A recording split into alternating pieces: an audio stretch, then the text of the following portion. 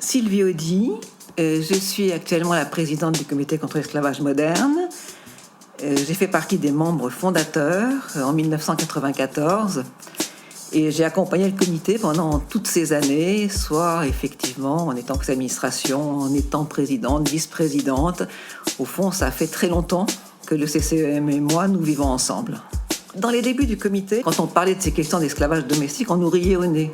Comment est-ce qu'en France, presque 150 ans après l'abolition, on pouvait dire qu'il y avait des esclaves? Et donc, je viens d'un des premiers procès, c'était à Paris, et l'avocat, qui était bénévole, comme tout le monde, on n'avait pas de permanent, pas d'argent, a dit à la cour « Fermez vos codes et ouvrez vos cœurs ». Les entretiens libres du CCEM. Alors, le comité est né de la volonté d'une personne qui était Dominique Torres, qui était reporter à France 2. Elle avait été en Afrique faire un reportage sur l'esclavage traditionnel au Mali ou en Mauritanie, je ne sais plus. Et là-bas, on lui avait dit, mais vous savez, il y a aussi des esclaves à Londres. Alors elle avait dit, à Londres? Pas possible. Mais enfin, comme c'était une bonne journaliste, elle avait été à Londres et avait cherché à retrouver effectivement une femme qui était accompagnée par Anti-Slavery International, avait été une esclave chez des gens très riches du Moyen-Orient. Et donc, ça avait été un scandale. Et ensuite, elle s'était dit, si il y a des esclaves à Londres, il y en a à Paris. Donc, on s'est demandé comment est-ce qu'on peut le savoir. On avait décidé d'aller à l'église des Philippines, dans le 16e arrondissement. On avait été voir le prêtre et à la fin de la messe, il y a 2 jeunes femmes qui sont venues nous voir en disant que c'était leur situation. Et c'était les premières personnes qu'on rencontrait qui prouvaient qu'effectivement, il y avait de l'esclavage domestique en France. À ce moment-là, on n'avait rien, ni locaux, ni moyens, uniquement des gens qui voulaient faire quelque chose parce que ces personnes-là n'avaient aucune aide de personne. Donc à ce moment-là, on s'est réunis, un petit groupe d'amis, avec notamment Philippe Boudin, qui était un photographe. On a commencé à se demander comment faire, que faire pour aider ces gens-là. Et on a réfléchi très vite et on s'est dit que ce qu'on voulait faire, c'était en fait d'amener les exploiteurs devant les tribunaux pour que les victimes retrouvent leurs droits, leur dignité et aussi des dommages d'intérêt pour la vie qu'elles avaient vécue chez ces gens. Alors ça, c'était les débuts. On avait effectivement très peu de personnes, très peu de moyens, même quasiment pas de moyens. Et nous-mêmes, on n'avait pas l'idée de l'ampleur du phénomène. On pensait qu'on aurait 2, 3 victimes par an qui seraient chez des nababs plutôt moyen-orientaux ou des gens enfin, vraiment extrêmement riches. Enfin, on pensait qu'on fermerait le comité, qu'on mettrait ça, qu'on les aiderait, que ce serait fini, et qu'au bout de 4-5 ans, on aurait tout terminé. Alors, on s'est trompé, puisque au fur et à mesure du temps, on s'est rendu compte que ce phénomène était de plus en plus répandu. On le voyait, nous, de plus en plus. Quand on est très attentif à quelque chose, on se rend compte que cela existe, quand on n'est pas indifférent. Comme Dominique Torres et moi étions journalistes, on avait quand même un certain nombre de contacts. Donc, on a parlé avec Christine Lazerge, qui était députée socialiste. On lui est allé la voir pour lui parler de ce problème. Et à ce moment-là, elle a décidé d'organiser une mission d'information parlementaire sur la question de l'esclavage moderne. Donc ça a été très important, parce que pour la première fois, on a eu des auditions au Parlement. On a pu expliquer qu'il n'y avait pas que nous, parce qu'il y avait d'autres personnes, mais enfin, on avait quand même... on avait été le moteur principal. Et après ces auditions, il y a eu un premier... projet de loi. Ça a été important parce que là aussi, publiquement, on a existé. Et en même temps, il y avait eu donc, des procès importants, comme celui de la jeune Henriette, qui était chez des intellectuels français, des gens extrêmement... lui était l'héritier, un des 2 héritiers des éditions du Seuil. Et c'était une jeune fille qui avait été enfermée chez eux pour s'occuper des enfants pendant des années, sans salaire, sans soins médicaux, sans contact avec sa famille. Donc c'était vraiment assez terrible.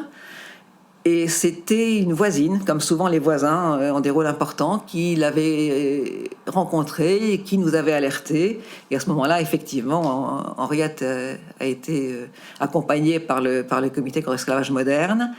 Dans un premier procès, où effectivement ces exploiteurs ont été condamnés, ils ont immédiatement fait appel. Et le deuxième, l'audience d'appel, je m'en souviens comme si c'était hier. Il y avait vraiment du monde, comme c'était des gens connus. Et le président de la cour d'appel quittait ses fonctions 2-3 mois après. Et alors, il considérait que c'était rien du tout. Quand effectivement les faits ont été exposés, il a dit, mais moi aussi je faisais le ménage dans ma chambre quand j'étais étudiant. Qu'est-ce que c'est faire le ménage? C'est rien du tout. Là, c'était absolument hallucinant. Et donc, il a effectivement, la condamnation a disparu. Et c'est sur cette affaire-là, et à cause de ce président, que nous avons pu aller d'abord en cassation. Et j'avais écrit au procureur de Paris pour lui demander que lui aussi fasse cassation, ce qu'il n'a pas fait. Donc on a fait uniquement cassation avec Henriette. Et après la cassation, la Cour de cassation a fait un arrêt de principe disant un peu ce qu'était l'esclavage domestique.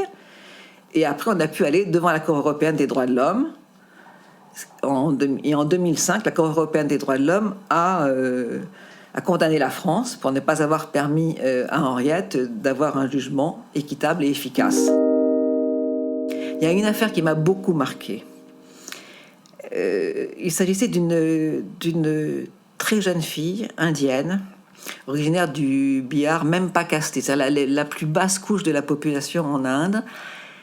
Et elle est arrivée au comité accompagnée par des policiers qui l'avaient trouvée errant sous le métro aérien dans le 15e en disant où est la mer, je vais aller me jeter dans la mer. Enfin, complètement perdue, parce qu'un autre Indien avait pu traduire ce qu'elle disait. Donc il l'avait amenée dans nos locaux.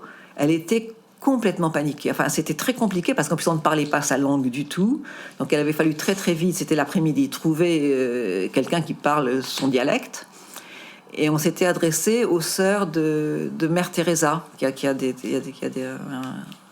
une antenne à Paris. Et donc une sœur était venue et nous avait expliqué donc effectivement qu'elle s'était enfuie de chez un diplomate indien, qu'elle avait été maltraitée. Enfin, elle était dans un état épouvantable. Et puis le temps passait, il fallait qu'elle dorme quelque part le soir même. Donc les sœurs ont dit on va la prendre, comme ça elle sera avec nous, elle pourra parler. Donc on fait comme ça. Et leur couvent est rue Saint-Jacques. Et donc elle l'emmène. Et le lendemain matin, j'ai un coup de téléphone paniqué de Philippe Boudin, qui était le directeur, qui me dit il y a un problème. Dans la nuit, on ne sait pas ce qui s'était passé dans la tête de cette jeune fille. S'était jetée par la fenêtre. Je ne sais pas si elle avait eu un peur, si elle avait eu un traumatisme. Enfin, donc elle était tombée du premier étage dans la rue Saint-Jacques. Et un automobiliste qui passait par là avait appelé les pompiers, avait fait bon. Et donc elle était à l'hôpital Cochin. Donc je me précipite. Elle était en neurologie et je connaissais le professeur qui dirigeait le service. Et il me fait rentrer et il m'explique qu'en fait, outre dans sa chute, elle s'était cassé le bassin. Donc ça, c'était déjà très lourd. Donc elle avait été elle était pour cela, mais qu'en même temps, il s'était rendu compte qu'elle avait effectivement des blessures. On lui avait infligé des blessures, en fait, au sexe. Qu'il y avait eu des coups de couteau, enfin qu'elle était complètement abîmée et qu'il avait dû lui intervenir pour faire une chirurgie. Elle a été opérée très bien dans cet hôpital également pour son bassin. Elle est restée très longtemps. Effectivement, moi j'allais la voir très souvent parce que c'était une petite fille perdue vraiment. C'était une et bon, on avait un rapport compliqué parce qu'elle parlait pas la langue. Mais enfin bon, tout ça, ça se passait bien. Elle a été envoyée ensuite dans un centre de soins de longue durée en dehors de Paris. J'allais très régulièrement la voir pour la même chose, pour pas perdre le contact. Et tout ce qu'elle disait, quand elle commençait un peu à se débrouiller, c'est qu'elle voulait rentrer en Inde. Et nous, on lui disait, il faut vraiment pas que tu rentres en Inde parce que voilà, tu auras des problèmes terribles. Tu risques vraiment ta vie, il faut pas. Mais elle disait, je vais aller en Inde, je vais aller en Inde. Et finalement, au bout d'un certain temps, elle s'est dit non, elle ne va pas aller en Inde. Elle a appris le français, elle a fait une formation. On ne pouvait pas attaquer le diplomate en question, qui avait quand même été renvoyé en Inde. Il était reparti en Inde très rapidement. Mais voilà, elle voulait bien rester, elle allait mieux. Et donc, du coup, on a demandé un titre de séjour humanitaire qu'on a eu pour elle. Donc, les choses se déroulaient plutôt bien. Et donc, pour moi, c'est un souvenir très, très émouvant. Aujourd'hui, ce qui est très intéressant de voir, c'est qu'au fond, beaucoup de gens sont passés par le comité. On a eu beaucoup de personnes qui sont venues, soit en tant que permanents, soit en tant que bénévoles. Ça a été une expérience très riche, avec beaucoup de portes qui sont ouvertes, des portes qui ont claqué également, parce que dans une association, ça claque parfois, les portes, mais très vivante, avec toujours une volonté de toutes et de tous d'être aux côtés des victimes. Mais voilà, et aujourd'hui, je trouve que le comité a vraiment trouvé un rythme de vie et de travail extrêmement intéressant, parce que les choses se font. Maintenant, on a également une mission à l'étranger. Donc, vraiment, voilà, au bout de 27 ans, je peux dire, voilà, voilà, le comité... a réussi au moins à exister, à sauver quand même plus de 800 ou 850 personnes, à les aider. Et ça me paraît fondamental. Ça a été une aventure fantastique, surtout qu'elle a abouti à quelque chose qui existe vraiment, grâce à tous les gens qui, hier et aujourd'hui, font le comité.